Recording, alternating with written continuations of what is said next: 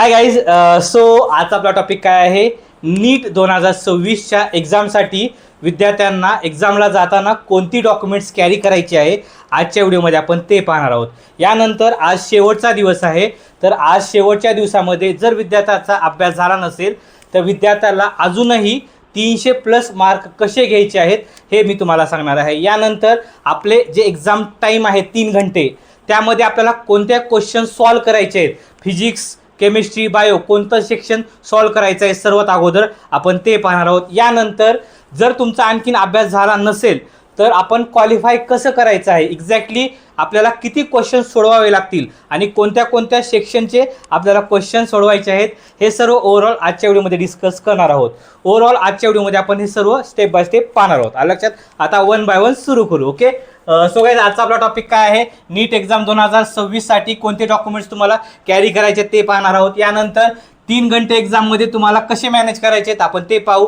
यानंतर तुम्हाला 400चं टार्गेट कसं आहे, 300+चं टार्गेट कसं आहे आपण ते पाहणार आहोत. यानंतर आपल्याला 100% 320 तरी मार्क घ्यायचे किंवा 300+ घ्यायचे हे सांगणार आहे. यानंतर शेवटचा दिवस आहे तर तुम्हाला 300+ कसे घ्यायचे आहेत आपण ते पाहू. आणि यानंतर तुम्हाला किती क्वेश्चन सॉल्व करायचे आहेत क्वालिफाईंग होण्यासाठी हे देखील आपण डिस्कस करणार आहोत. लक्षात. आता 1 बाय 1 पहा. ओके.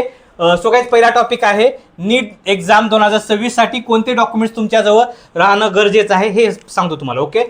सो गाईज, पहिल्यांदा ॲडमिट कार्ड आहे, ती देखील कलर प्रिंट बरं का. कलर प्रिंटमध्ये तुम्हाला ॲडमिट कार्ड काढायचं आहे. ओके. ॲडमिट कार्ड तुम्हाला हे घरीच भरायचं आहे. यामध्ये तुम्हाला passport size photo, postcard size photo आणि थंब इम्प्रेशन तुम्हाला द्यायचं आहे लेफ्ट हँडचं.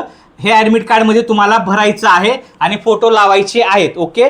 फक्त जी तुमची सिग्नेचर आहे ती तुम्हाला एक्झाममध्ये करायची आहे, ती देखील तुमच्या एक्झामिनच्या समोर. लक्षात. समोर तुम्हाला. यानंतर पुढचं आहे आधार कार्ड, पासपोर्ट साईज फोटो सोबत ठेवायचा आहे तुम्हाला. पासपोर्ट साईज फोटो तुम्ही इथे लावला तर तुम्हाला पासपोर्ट साईज आणखीन एक फोटो कॅरी करायचा आहे आणि तुमचा आधार कार्ड. ओके. सो गाईज, या ठिकाणी नोट पहा. आधार कार्ड सोडून जर तुमच्याकडे आधार कार्ड तर आहेच, पण आधार कार्ड सोडून जर तुमच्याकडे पॅन कार्ड किंवा ड्रायव्हिंग लायसन्स असेल तर तुम्ही ते सोबत ठेवू शकतात, काही प्रॉब्लेम नाहीये, तुम्ही ठेवू शकतात. ओके. लक्षात. यानंतर पुढचं आहे चौथं, तुम्हाला पाण्याची बॉटल घ्यायची आहे. नॉर्मल पाण्याची बॉटल ठेवा, काही प्रॉब्लेम नाहीये, कारण की उन्हाळा आहे तर पाणी राहिलेलं चांगलंच राहील तुमच्यासोबत. लक्षात. समजलं. यानंतर पुढचं आहे नॉर्मल तुमचा ड्रेस कोड, आपला नॉर्मल ड्रेस लेवा, काही अडचण नाहीये. आपला नाईट ड्रेस वगैरे जो असतो नॉर्मल, तो टी शर्ट आणि आपली पॅन्ट साधी सिंपल रिलॅक्समध्ये तुम्ही रिलॅक्स राहताना अशी सिम्पली तुम्हाला लेवायचं आहे. जास्त भारीचं काय लेवायची गरज नाहीये.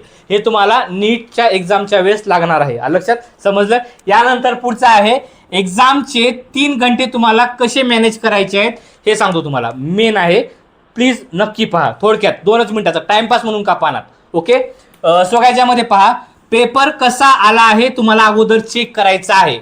लाईक तुम्हाला अवघड आलेला आहे का, सोपा आलेला आहे का, थोडासा मीडियम आलेला आहे, त्यानुसार. ओके. कसाही पेपर येऊ, आता यामुळे की कोणताही कसाही पेपर येऊ, तुम्हाला आहे ना अगोदर बायोच घ्यायचं आहे बरं का. अगोदर बायोच घ्यायचा आहे. 360 मार्काचा आहे तर आपल्याला अगोदर बायोच घ्यायचा आहे. लक्षात तुम्हाला. ओके. यानंतर जमले, आता ह्याच्यानंतर यामध्ये जर तुमचा टाइम वाचला तर तुम्ही केमिस्ट्री आणि फिजिक्स घ्या तुमच्या वेळेनुसार बरं का. पण बायो सोडायचं नाही आपल्याला. आता गेल्या वर्षी बायोचा हार्ड आला होता तर 2026ला नक्की पेपर तुम्हाला सोपा येऊ शकतो बरं का काही.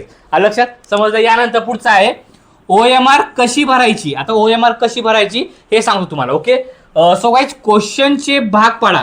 आता तुम्ही काय करा, सेक्शन पडा क्वेश्चनचे. कसे? तुम्ही 20 क्वेश्चन किंवा 30 क्वेश्चन केअरफुली करा. एक साथ सगळे करायची गरज नाही, सेक्शन पाडून करा तुम्ही. लक्षात. समजलं.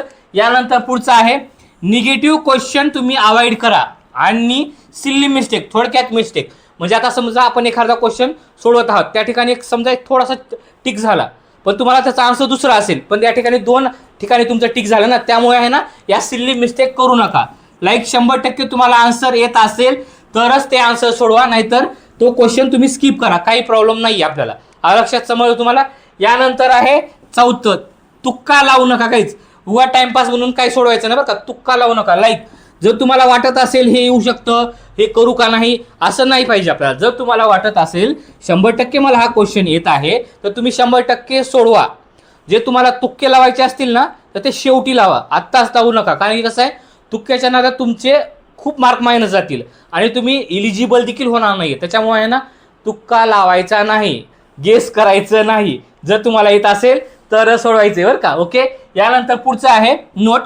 टार्गेट तुम्ही 400चं ठेवा गाईज. आता तुम्ही 400चं टार्गेट ठेवा. म्हणजेच काय होईल, जरी काही निगेटिव्ह गेले तरी तुम्ही आहे ना 100% 300 किंवा 320 प्लस राहणार. 100% ट्राय करा गाईज. आत्ताच म्हणतो तुम्हाला बरं का.